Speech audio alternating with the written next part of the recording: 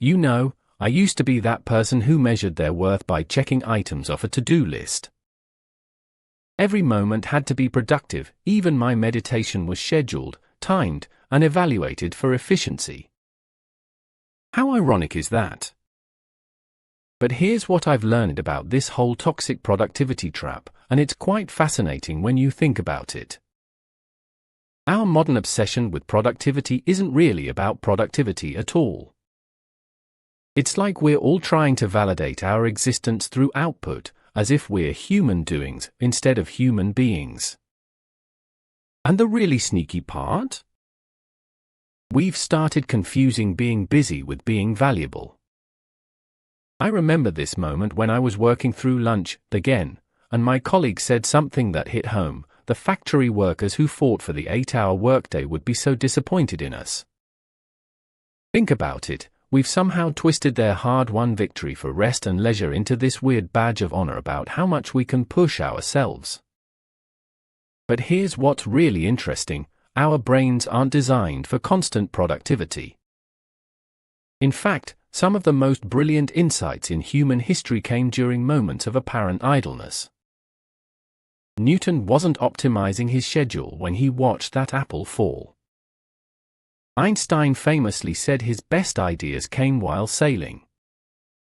The trick isn't to abandon productivity, that's not realistic in today's world.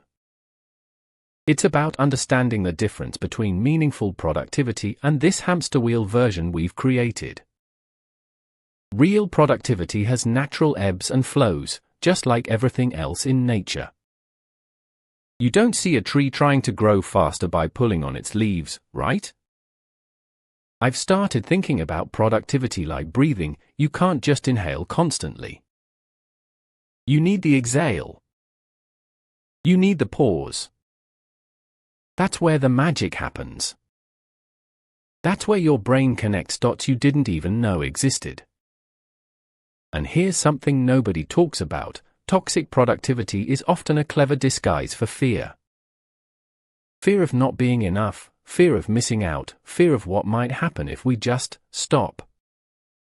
But when you really look at it, that fear is based on a manufactured story about what success should look like. The most liberating thing I've learned is that your worth isn't measured in completed tasks or hours worked. It's not even measured in achievements. Sometimes, the most productive thing you can do is absolutely nothing. Let your mind wander. Let yourself be bored. It's in these moments that we often find what we're really looking for. You want to know the real indicator of productivity? It's not how busy you are, it's how alive you feel. Are you present enough to notice the small joys? Can you sit with yourself without reaching for your phone? Can you enjoy a sunset without thinking about how to turn it into content?